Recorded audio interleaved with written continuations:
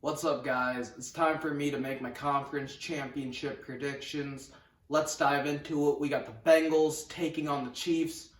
Folks, this is going to be an AFC Championship game for the ages. Kansas City is coming off one of the greatest postseason victories of all time.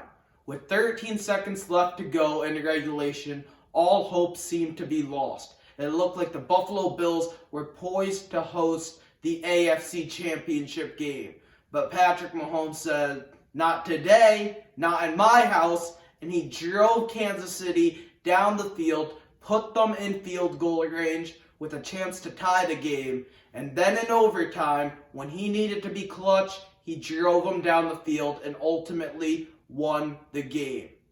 Last week, Kansas City was a 1.5 point favorite over Buffalo. The money was coming in on Buffalo to pull off the upset. This week, Kansas City is a 7-point favorite at home over the upstart, up-and-coming Cincinnati Bengals. I honestly don't love this line. I don't understand the disrespect for the Bengals. Joe Burrow is the type of QB that has been doubted before. Going into his collegiate career, he started off at Ohio State. He was told he wasn't good enough. He couldn't beat out guys like Dwayne Haskins or JT Barrett. Goes to LSU. First year, he's projected to be a 6th-round draft pick. In his second season, he ends up having the greatest collegiate season a quarterback has ever had, becomes the number 1 pick. Leading up to the draft, people are saying, you can't go to Cincinnati. He needs to pull a Eli. The Bengals are going to ruin this young man's career. He ends up getting drafted by the Bengals. He keeps every single game competitive his rookie year, with the exception of at Baltimore and at Pittsburgh. Deals with a gruesome, devastating ACL injury. People are saying the Bengals will finish in last place. Zach Taylor will be gone. They made a mistake taking Chase over Sewell. This defense has issues. Joe Burrow says, I don't care. I'm putting this team on my back. They end up winning the AFC North. This kid has risen to the challenge every single chance he's got. He is mentally tough enough to go into Kansas City and outduel Patrick Mahomes. I saw him do it in week 17. He was down 14-0 against Mahomes. He was also down 21-7 in that ball game, followed by 28-14, and yet Cincinnati found a way to win on an Evan McPherson field goal. The key to this game will be time of possession. In 2018, the Patriots ended up beating the Kansas City Chiefs in the AFC Championship Game because they possessed the ball for 39 minutes. These playmakers are evenly matched. When you look at Jamar Chase, Tyler Boyd, T. Higgins versus Travis Kelce, Tyreek Hill, Mecole Hardman.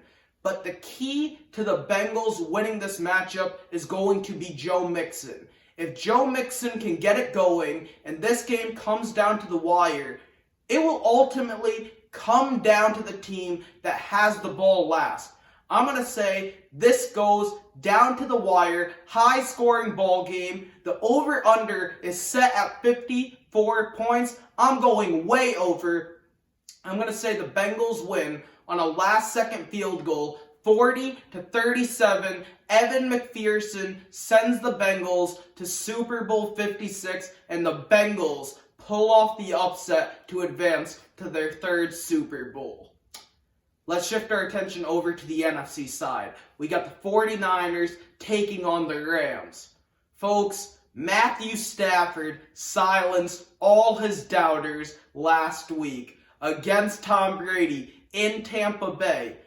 The Rams had a 27-3 lead. Tom Brady and the Bucs looked like they had a shot at potentially winning that game. The momentum was on their side. They tied it up 27-all, and Matthew Stafford made some big-time throws when he needed to do so.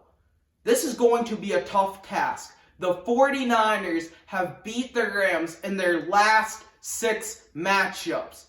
Kyle Shanahan has Sean McVays' number. Going into the week, I was leaning towards picking the Rams. They have the better quarterback. Eventually, the Rams are going to win this game. They're at home.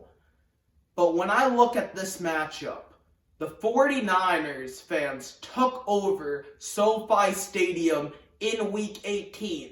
The expectation going into this game is that 65% of the fans attending will be 49ers fans. So this is essentially a home field disadvantage. The 49ers have been able to run the football all year long. In their last 6 matchups against the Rams, they have ran for 124 yards. This is a team that understands their identity. I don't trust Jimmy G. But when you look at this entire roster, they really have no weakness. This team, with the exception of the quarterback position, this team is loaded. I think it comes down to the wire. This is going to be a defensive battle because Raheem Morris will slow down Jimmy Garoppolo in this passing attack. And on the other side, DeMeco Ryans was able to stop the league MVP last week in his building. He's got something dialed up for Sean McVay. But I'm going with the 49ers in an upset. I believe this game also goes down to the wire, and Robbie Gould sends the 49ers to Super Bowl 56 on a last-second field goal. Thank you guys for watching. Hopefully you like this video. Be sure to post a like and leave a comment down below. Thanks, guys.